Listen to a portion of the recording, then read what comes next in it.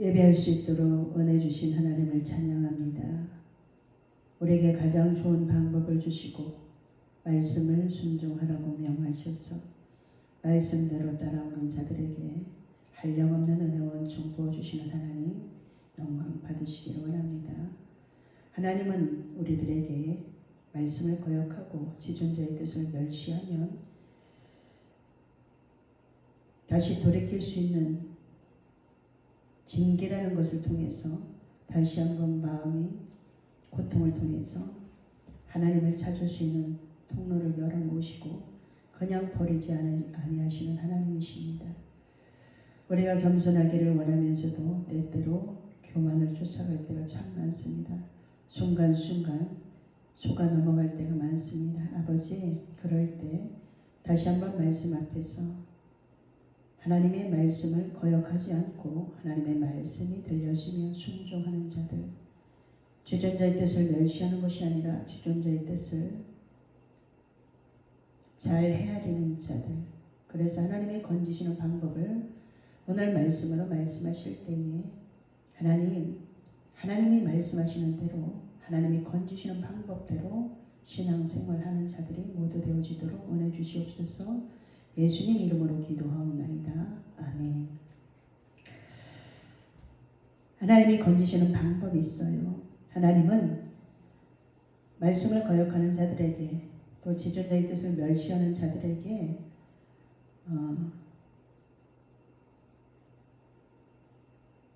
흑암에 갇혀서 또 때로는 억울한 일을 당해서 곤고와 쇠사슬에 매여서 고통스러워할 때 하나님의 뜻을 찾고 또 하나님이 건지시는 방법을 우리들에게 말씀으로 열어놓으시고 그 말씀을 따라서 오라고 하시죠. 건지시는 방법은 어떤 게 있냐면요, 기도가 끊임없이 이루어져야 된다라는 거예요. 부르짖고 또 때로는 침묵하고 때로는 금언하고 그렇게 할 때에 하나님은 그 자리에서 반드시 건져주시는 살아계신 하나님이시라는 거예요. 하나님은 어떤 역사를 이루셨는가 성경을 자세하게 읽어보다 보면 버리시는 것 같지만 그냥 버려두시지 않으시죠. 예레미야는 복음을 전하다 시위대 뜰에 갇혀있을 때 예레미야 33장 3절에 기도가 끊이지 않고 계속 되어지는 것을 볼 수 있어요. 너는 내게 부르짖으라. 내가 내게 응답하겠고 내가 알지 못하는 크고 비밀한 일을 보이리라. 아멘. 이렇게 하나님께서는 순간순간 우리들에게 말씀하고 있는데 우리가 너무 바빠서 하나님의 음성을 듣고도 잊어버리는 경우들이 많죠. 한나는 아이가 없어서 하나님 앞에 입술을 달짝달짝 기도했지만 그 마음속에 심한 통곡으로 하나님 앞에 기도하였을 거 아닙니까? 그렇게 기도하였을 때 하나님이 선물 사무엘을 주셨죠. 기도로 태어난 아이 하나님이 끝까지 선하게 쓰는 것을 우리가 말씀을 통해서 볼 수 있습니다. 니느에 가서 복음을 전하라고 하나님의 선지자를 보냈는데도 요나는 마침 다시스로 가는 배를 그 하나님이 말씀하셨는데도 순종하지 않고 어딜 가요? 불순종하니까 소울의 뱃속에서 하나님을 찾죠. 그러니까 물고기 입을 벌려서 육지에 토해내서 사명을 감당하게 만드십니다. 하나님께서 건지시는 방법은요, 기도하는 거예요. 마음을 낮추니까 기도의 자리에 오게 되는 거죠. 마음을 낮추고 기도하다 보니 하나님이 기쁨을 주셔요. 찬송을 많이 하니까 기도가 안 될 때는 뭘 해야 돼요? 찬송해야 되죠. 기도는 안 되는데 찬양을 할 수 있잖아요. 찬송을 깊이 하다 보면 그 찬송을 많이 하다 보면 바울과 실라가 감옥 그 한가운데 감옥에 들어가서 복음을 전하다가 감옥에 갇혔어요. 한밤중에 뭘 해요? 찬송하죠. 감옥의 문이 열렸어요. 이 열리는 축복이 이때 시작이 된다라는 거예요. 한밤중에 그 어둠 가운데 가장 힘들 때 찬송을 하니까 그 갇힌 곳에 문이 열렸어요.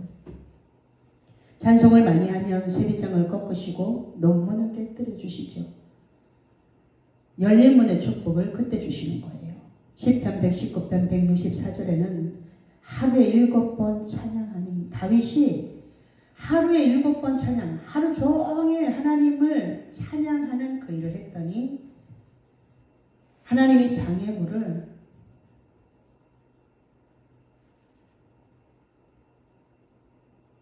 거두셨어요.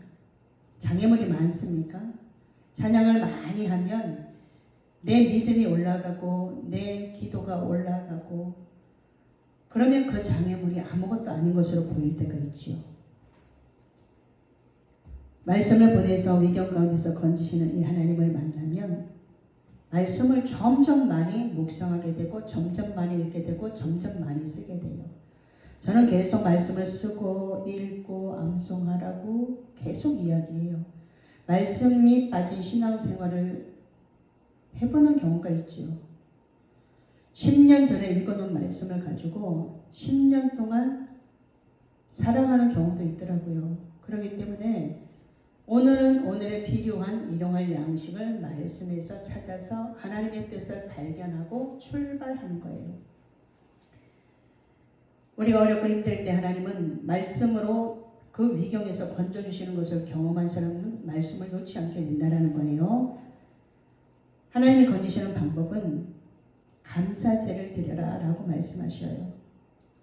너무 기뻐서, 이 구원해 주심이 너무 기뻐서, 이 예배 생활이 너무 즐거워서 하나님 앞에 즐거운 마음으로 자원하여서 드리는 예물이죠. 예물. 그게 낙헌제예요. 제가 이제 처음에 개척하려고 하나님 앞에, 하나님 돈은 하나도 없고요, 교회를 보러 다니는데 보증금은 나중에 찾으면 되니까, 권리금이 너무 많아요. 교회를 보고, 어느 날 교회를 보고 나오는데 어떤 전사님이 전화를 했어요. 전도사님, 나 돈 좀 주세요. 목사님, 얼마나 드릴까요? 1,000만 원만 주세요. 이랬어요, 제가. 그냥 내 입에서 그렇게 나왔어요.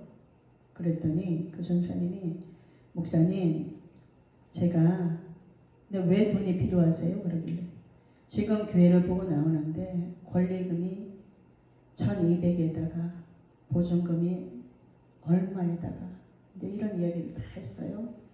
그랬더니 그 전사님이 뭐라고 하냐면, 목사님, 제가 다 못 해드리고요, 딱 10분의 1 해드릴게요. 그래서 고맙다 그랬죠. 언제 올지도 몰라요, 그 돈이. 그런데 하나님 앞에서 하나님의 일을 하기 위해서 입을 벌렸더니 하나님께서 어떤 사람, 왜 하필 그때 전화 오게 만드셔서 입을 벌려서 구하게 하시고, 구했더니 바로 10분의 1, 그 교회를 계약할 수 있는 돈을 보낸다 그러는 거예요. 그 돈이 왔어요. 제가 그 교회를 계약하지 않았습니다. 돈을 갖고 있었잖아요. 그래서 하나님, 이 돈이 교회를 개척하기 위해서, 이 교회를 얻기 위해서 구했는데 돈이 왔습니다. 이 교회를 계약하지 않았습니다.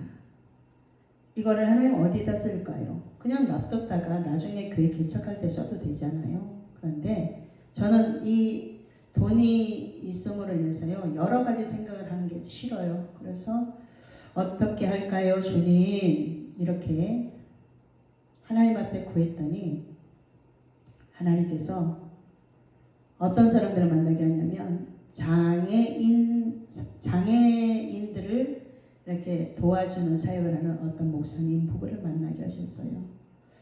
그래서 요새는 가짜도 많으니까 제가 점검을 또 여러 번 했잖아요. 점검을 여러 번 하고, 그래서 어떻게 하십니까? 이렇게 하면서 대화 가운데서 그렇게 했더니 그 교회가 이제 어렵다라는 거예요. 그래서 어려운 건 어느 교회나 다 어렵죠. 네. 전 전기세를 못 내서 3개월 동안 못 내서 전기세를 밀려서 끊어지게 생겼습니다. 라는 이야기를 듣게 됐어요. 그래서 하나님 이야기를 듣게 하신 하나님의 뜻이 무엇입니까? 라고 하나님 앞에 물으면서 이것이 제가 갖고 있는 이 돈, 하나님이 성전을 계약하라고 주신 이 돈을 가지고 저기다가 흘려보내야 되겠습니까? 라고 물으면서 이제 그냥 얘기만 듣고 있었어요. 전기세가 20만 원씩 곱하기 3 하면 한 60만 원, 70만 원 정도면 되겠다라고 생각을 하고서 계좌번호를 보내라 그랬어요. 한전 계좌번호를. 그랬더니 계좌번호가 딱 왔는데 얼마냐면 제가 갖고 있는 돈 거기서 한 몇백 원 빠지고 딱 그만큼인 거예요. 그때 그 전사님 돈을 얼마 보냈냐면 1200에 10분의 1을 보낸다 그랬는데 손가락이 자꾸만 130을 보내게 만든다라는 거예요. 130만 원이 저에게 와 있었어요. 그런데 전기요금에 밀린 게 얼마냐면 128만 9천 얼마 막 이렇게 나온 거예요. 하나님은 정확하게 모자람이 없도록 그 일을 하기 위해서 그 돈을 저에게 잠깐 맡겨놨던 거예요. 그래서 이제 그 한전에다가 그것을 입금시켜주고 목사님 제가 이거 전기세 냈습니다. 이러고 이제 그 확인을 이렇게 보내줬어요. 하나님은 어느 누군가가 하나님의 일을 하는 데 있어서는 모자람이 없도록 하신다라는 거예요. 그것을 그냥 가지고 통로로 제가 잠깐 갖고 있다가 그 하나님이 쓰시고자 하시는 곳에 흘려보냈어요. 첫 번째로 온 돈을. 제 욕심껏 한 게 아니고 하나님이 원하시는 사역을 하기 위해서 그렇게 했더니 하나님께서 우리 가지고 있는 돈으로 이제 교회를 얻을 수 있도록 해주셨어요. 그 돈을 가지고 계약을 하고 또 작은 방을 하나 얻고 그래서 이제 우리 교회가 세워진 처음 이야기예요. 하나님은 우리가 기쁨으로 그 일을 감당할 때 감사함으로 억지로 아니고 자원하는 심령으로 하나님 앞에 감사 예물을 드릴 때 하나님께서 받으시고 모자람이 없도록 공급하셔서 지금까지 교회가 예배 드리는데 부족함이 없도록 만드셨어요. 목회자들이 목회하기 전에 반드시 하나님 앞에 무언가 하나님이 기억하실 만한 것들을 올려드리고 그리고 나면 하나님께서 다 책임지더라는 이야기를 해드리고 싶어서 이 이야기를 하는 거예요. 하나님이 요구하시는 것들이 있죠. 개인들에게. 공동체에게 요구하시는 것들도 있어요. 우리 교회가 공동체가 요구하시는 것도 신명기 10장 12절에서 22절 있고요. 개인적으로 요구하시는 것은 뭐냐면 아브라함이 자기가 가장 사랑하는 자기가 가장 의지하고 자기 마음이 가장 많이 가는 그 이삭을 드렸을 때 하늘의 별처럼 바닷가의 모래알처럼 그렇게 많은 자녀를 주셨던 것처럼 믿음의 그 조상이 되게 하셨던 것처럼 하나님 우리에게 요구하시는 것들이 있어요. 그래서 하나님이 어떤 역사를 원하시는가 하나님이 어떻게 건지시는가를 이런 것들을 말씀에서 하나씩 찾아가다 보면 기도하다 보면 하나님 앞에 있다 보면 말씀으로 반드시 일어나는 일들이 우리들에게 있다라는 거예요. 그렇기 때문에 하나님은 변함도 없으시고 회전하는 그림자도 없으시고 하나님은 변하지 않는데 우리가 변하는 거예요. 그리고 하나님을 원망하는 자리에 가죠. 다시 한번 말씀의 앞에서 지존자의 뜻을 멸시했는가? 하나님 말씀하셔도 지존자의 뜻을 멸시했는가? 말씀을 거역했는가? 다시 한번 돌아보면 하나님은 반드시 버리시는 것 같았지만 아프게 하시는 것 같았지만 다시 쌈내주시고 다시 새롭게 만드셔서 하나님의 사랑으로 온전케 되어지는 일들이 있더라는 거예요. 하나님은 오늘도 그 한 사람을 찾으셔서 하나님의 능력을 부으셔서 부족하면 연약하면 하나님의 능력을 부으셔라도 하나님의 일을 완성하시는 것을 저는 매번 볼 수 있습니다. 우리 모두 하나님 앞에서 겸손해서 고통을 징계를 통해서 겸손해지는 것이 아니라 우리가 너무 미련해서 고통이 와야지만 깨닫죠. 근데 깨닫는 데서 멈추는 것이 아니고 깨닫고 돌이켜 다시는 그와 같은 일들을 하지 않으면 하나님의 축복의 역사는 지금부터 계속 된다라는 거예요. 우리 하나님 앞에 의로운 병기로 끝까지 하나님의 손을 붙들고 하나님의 일을 잘 마치는 귀하고 복된 사역을 날마다 기쁨으로 감당하는 저와 여러분 되시기를 예수님의 이름으로 축복합니다. 기도하겠습니다. 좋으신 하나님 감사합니다. 하나님은 우리에게 먼저 용서하시고 동력자로 삼으시고 하나님의 뜻을 전달하는 십자가의 전달자가 되게 하셨습니다. 아버지 감사합니다. 주님 어떻게 할까요? 물어 하나님의 뜻을 아는 지혜로운 자들이 되어지게 하시고 하나님께서 맡겨주신 사명을 잘 감당해서 잘했다 충성된 종아 이 한마디 듣고 모든 눈물을 씻겨주실 그 하나님을 기대하며 오늘도 하나님을 향해서 한 발자국씩 달려갑니다. 하나님 어그러진 길 가지 않게 하시고 어그러진 말 하지 않게 하시고 하나님의 선하신 성품을 날마다 닮아가는 지혜로운 자들이 될 수 있도록 하나님 은혜 주시니 감사합니다. 주님만 영광 받으시옵소서. 오늘도 우리를 사랑하신 그 하나님의 사랑을 예배 가운데서 느끼게 하시고 찾게 하시니 감사합니다. 주님 사랑합니다.